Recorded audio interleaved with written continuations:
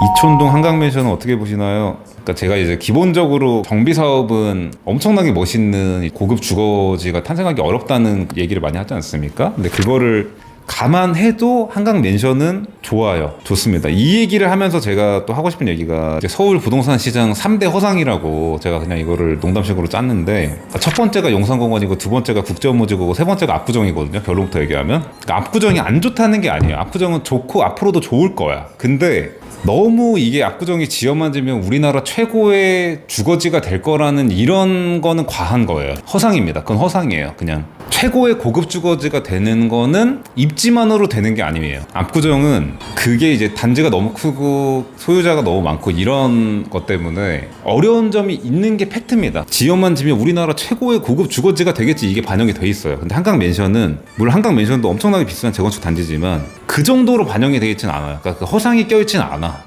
그래서 좋아요. 사실 한강맨션 얘기도 많이 합니다, 평소에.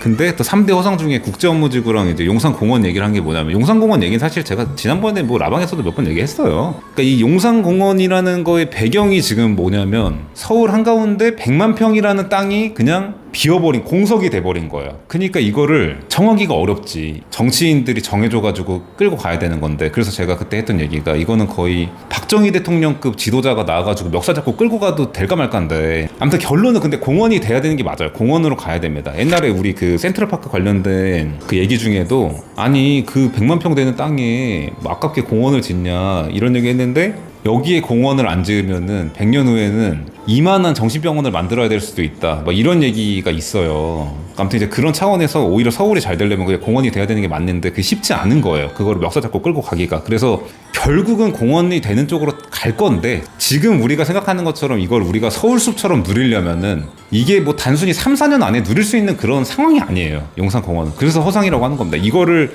지금 우리가 반영하기에는 너무 빨라. 그래서 당분간은 서울 숲이 여기 서울 중심지에 있는 메이저 이제 큰 공원인 거고, 그래서 아서포에 힘이 실리는 거예요. 앞으로도 이제 그럴 것 같다는 생각인 거고, 용산공원이 이제 허상으로 갈수록, 제가 왜 용산 시대보다 삼성동 시대가 맞고 강남 패권이 오른쪽으로 가는 게 맞다고 하냐면, 요즘은 거의 패권이 이제 강남에서 용산 쪽으로 갈 거라고 생각하는 이런 게 많잖아요. 그냥 이제 제가 생각하는 미래는 유엔사 부지나 뭐 수송사 부지나 뭐 거기 크라운 호텔 부지나 이런 게 안 좋을 것 같다는 얘기가 아니에요. 한강맨션이나 이런 데가 그냥 단지별로 좋을 것 같고, 나인원 더힐처럼 아서포처럼 단지별로는 좋을 것 같은데, 지금 구로 보면은 강남 구가 깡패인 거는 부정할 수 없잖아요. 우리 누가 봐도 그렇게 될 것 같진 않다고. 그 근거 중에 하나가 용산공원이 있고, 하나는 국제업무지구예요. 근데 왜 삼성동은 될 것 같고 이건 안 될 것 같냐? 삼성동은 일단 GBC는 우리나라 이제 5대 대기업 그룹에서 자기들 돈 10조 넘게 넣어가지고 돼 있는 사업장인 거고, 그러니까 어떻게든지 자기들이 사업성을 만들든지 뭐 서울시랑 싸우든지 해서 될 것 같아요. 근데 국제업무지구는 어쨌든 땅 주인이 코레일인데, 코레일 상위 기관이 국토교통부예요. 그러니까 그냥 나라에서 하는 거고, 우리가 이렇게 하면은 민간 기업들 들어와서 하겠지, 뭐 이런 거라고 볼 수 있어요, 쉽게 보면은. 근데 여러분들 아시잖아요, 이 사업가와 이 공무원들이 하는 사업 중에, 여러분 중에 배팅하라 그러면 어디에 배팅하겠어요? 당연히 5대 그룹 대기업에서 자기들 돈 들여가지고 하는 데다가 배팅하려고 하겠죠. 아무튼 요런 논리로 국제업무지구도 어느 정도 허상입니다. 허상이에요. 지금 용산 시대가 된다는 거는 용산공원 플러스 용산국제업무지구를 얘기하는 거거든요. 이 두 개가 다 허상이 껴있어요. 제 생각에는 용산공원은 오히려 공원이 될 건데 꽤 걸리고, 그러니까 미니멈 10년일 것 같고, 서울숲처럼 누리려면은 요런 배경이 깔려있어서 제가 얘기를 하는 겁니다. 지금 우리 나인원, 더힐, 아서포 이런 케이스만 봐도 패권은 강남인데 이런데 하이엔드 주택들 생기고 제일 비싸잖아요. 그러니까 한강맨션, 크라운호텔, 수송사부지, 유엔사부지 뭐 이런 데는 좋아지지. 하얏트 주차장 부지 너무 좋지. 근데 패권이 가는 건 그냥 아예 다른 차원의 얘기다. 그래서 지금 서울 부동산 3대 허상, 첫 번째 용산 국제업무지구, 두 번째 용산공원, 세 번째 압구정이다. 25년도에 매수 계획 세웠는데 북한 전쟁 날 거란 얘기 때문에 망설여집니다. 내년 아니라도 정황상 문제가 될 수 있다고 생각하는데 매수했다가 집 무너지면 어쩌시고. 지금 매수하는 분들 중에 저만 이런 생각하는데, 근데 전쟁 나면 이게 뭐 집 매수매도 문제가 아니라, 근데 25년 매수 계획은 별로 안 좋은 것 같은데요. 솔직히 저 개인적인 생각은 지금부터 한 3월까지가 골든타임이라고 생각하는데, 우리나라는 객관적으로 그냥 부동산에 미쳐있는 나라예요. 그냥 국민 자산 70%가 부동산이고 종착점이 그냥 부동산이야. 아무튼 그래서 하고 싶은 얘기가, 이게 주식 코인이 오르고 이런 게 되게 빠르게 반영돼요, 이 부동산으로. 근데 모든 부동산에 반영되진 않지. 살 법한 거가 반영이 되는데 고급 아파트나 서울 중심지 주택이나 여기 서울 강남에 있는 고급 오피스텔이나 이런 거에 진짜 빠르게 반영돼요, 생각보다.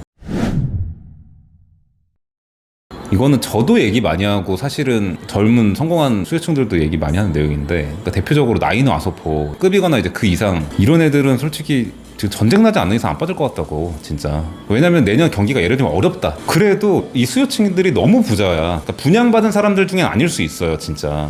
나이노 아소포도. 근데 그런 잠재 매수자들이 지금도 많은데, 그러다가 일부가 그냥 이제 홧김에 사는 거고, 아소포도 싸다고 생각해서 사는 사람은 없어요. 이제는 정말 이제 2년 연장도 계약갱신 청구권도 한번 썼고, 지금부터 내년까지가 그게 이제 다가오거든요. 이제 나가야 돼요. 아니면 올려주거나. 근데 전세 가격이 거의 2배가 올랐어요. 지금만 해도 솔직히 자기가 주인 돈 벌어준 것 같아가지고 열받아 죽겠는데, 솔직히 진짜 어디 가서 얘기는 안 하고 주인한테도 얘기 안 하죠. 지금 또 이거 전세 뭐 70억까지 올려줘야 돼? 이런 생각이 드니까 아소포는 계속 살고 싶고, 지금 타이밍에 다른데 매수하는 거는 뭔가 밀려나는 느낌이고, 막 이런 거의 복합적인 결과물인 거예요, 사실은. 최근에 아소포 추이는 야, 나 살래 하면 다 말리는데 그 사람 그냥 이제 고민하다가 사고 막 이런 거지.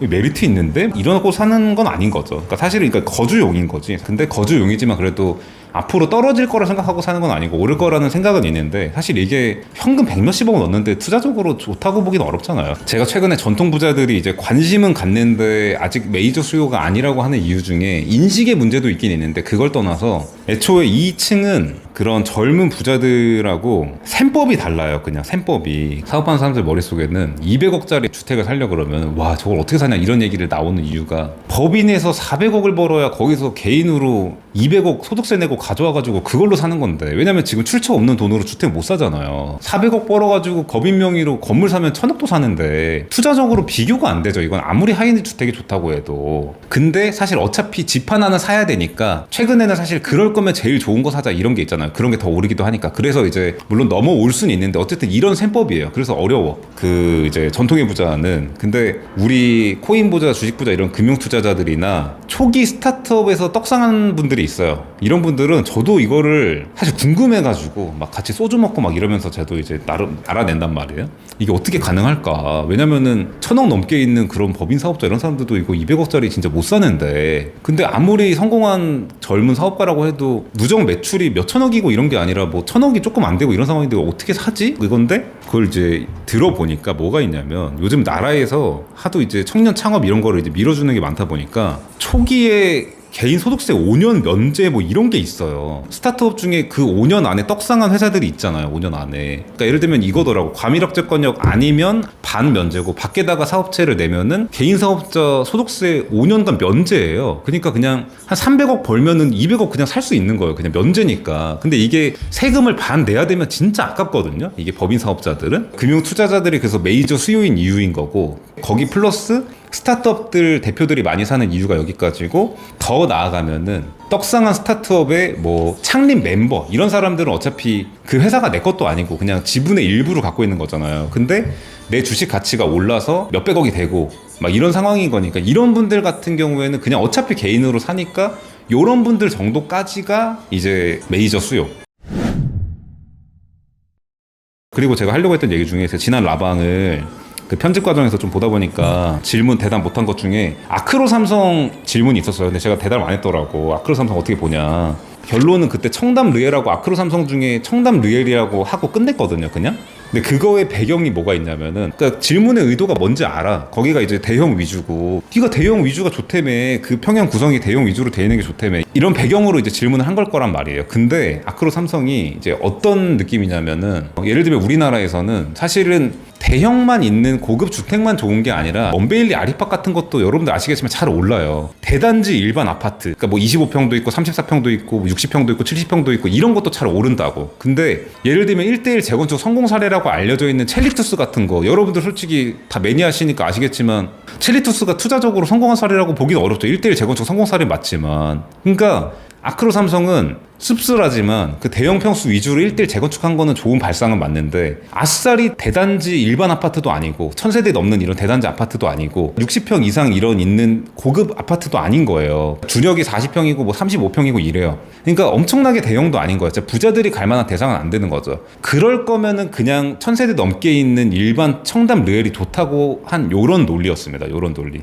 그래서 아크로 삼성은 제가 생각할 때는 그냥 거의 첼리투스 같은 느낌인 거죠. 첼리투스도 지금 포지션이 아싸리 대단지 일반 아파트도 아니고 부자들이 갈 만한 아파트도 아니야. 이런 포지션이다 보니까 최근에 이런 엄청나게 오른 그 흐름을 먹지는 못하잖아요. 물론 입지 영향도 있지만 그런 이제 상황이 있는 거다라는 걸 좀 말씀을 드렸습니다.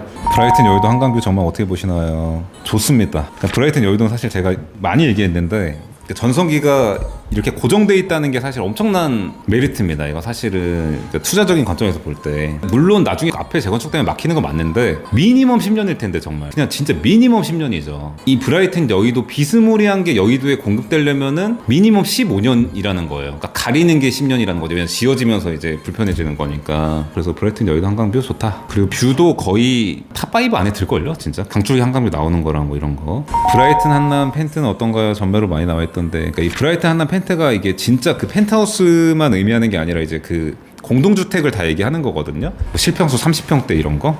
그러니까 이게 브라이튼 한남도 한 동짜리 이거다 보니까 이제 부정적인 시선이 있을 수 있는데 주차도 자주식으로 잘 나오고 하드웨어가 잘 지어졌어요. 근데 이제 한남동은 아시겠지만 뭐 한남동 26평 뭐 이런 수요가 있는데 이제 대체제가 거기도 많이 없는 곳이에요. 그냥 아예 한남 아이파크처럼 이렇게 작은 데밖에 없고 이래가지고 의외로 괜찮습니다. 여기 브라이튼 한남 펜트가 의외로 괜찮아요. 왜냐면은 지금 한남동도 대체가 좀 잘 안 되거든요. 그냥 애초에 한남동을 가는 수요는 그냥 한남동 동네가 좋아서 가는 거예요. 약간 그 조용하고 보안 좋고 이 느낌이 좋아가지고. 근데 브라이튼 한남은 한강 뷰까지 있어요. 그래가지고 그 뽐내는 것도 어느 정도 돼. 한강뷰도 멋있게 나오기 때문에. 그래서 오히려 더힐 26이나 뭐 다른 것보다 한남동 안에서 비슷한 면적 갖고 있는 애들이 못 갖고 있는 것들을 갖고 있어요.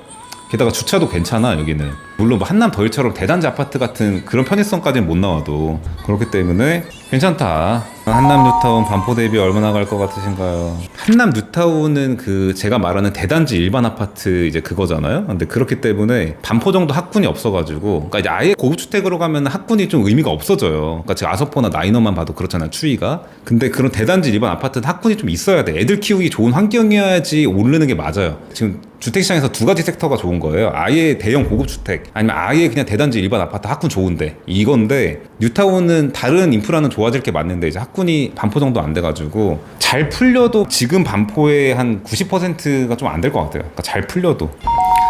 PM플러스 매수 좋습니다. PM플러스 매수 좋아요. PM플러스 매수 좋다의 이제 배경은, 그러니까 가격적인 얘기는 이제 오히려 좀 후순이고요. 이제 서울을 이제 큰 틀에서 봤을 때 결국 메인은 도산대로예요. 우리나라에서 이제 고급이라고 했을 때 이거를 그냥 동으로 얘기하다 보니까 청담동 신사동이라고 얘기하고 이러는 거지, 그 청담동 신사동인 이유도 그러니까 도산대로예요. 도산대로. 아무리 성수동 한남동의 상권이 발달해도 이 물리적으로 이 넓은 도로가 껴있는 이 간지가 날 수가 없고 편의성이 날 수가 없어요. 나이너 한남, 한남 더힐이나 아서포나 이런 것도 그러니까 이런 면도 있는 거예요. 도산대로 접근성이 좋아서. 아무튼 이런 차원에서 PM플러스 물론 단점이 많아요. 그러니까 도산대로는 일단 주거지로서 시끄럽고 뭐 하고 막 이런 거 있는데, 그걸 감안해도 도산대로가 좋아서 또 어떤 면이 있냐면 앞으로도 어쩔 수 없이 계속 이런 고급 상품들은 도산공원 인접한 데다가 계속 나올 건데, 그 과정에서 대형 오피스텔 나올 수밖에 없고 당연히 뭐 프리마트도 있고. 근데 그런 애들이 너무너무 비싸요. 정말로 너무너무 비쌉니다. 근데 옆 단지가 비싸다고 여기가 무조건 올라가는 건 아닌데 그 갭이 너무 커요 지금.